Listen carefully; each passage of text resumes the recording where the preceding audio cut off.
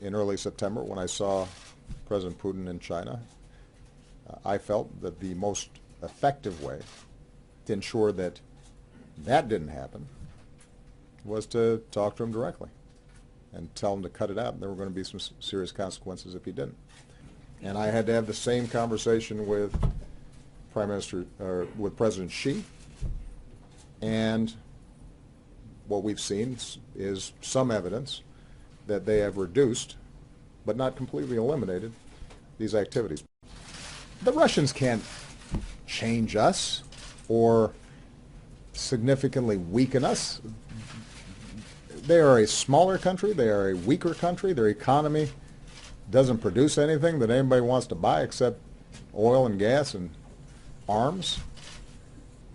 Unless the American people genuinely think that the professionals in the CIA, the FBI, our entire intelligence infrastructure, many of whom, by the way, served in previous administrations and who are Republicans, are less trustworthy than the Russians, then people should pay attention to what our intelligence agencies say.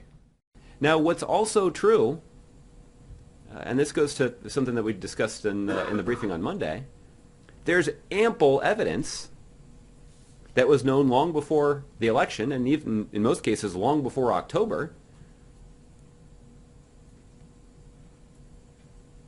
about the Trump campaign in Russia. Everything from the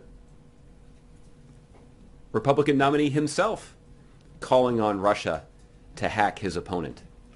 It might be an indication that he was obviously aware and concluded, based on whatever facts or sources he had available to him, that Russia was involved, and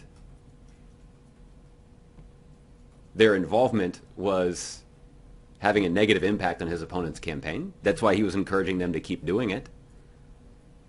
You had the Republican nominee referred to the president of Russia as a strong leader. The Republican nominee chose a campaign chair that had extensive, lucrative, personal financial ties to the Kremlin.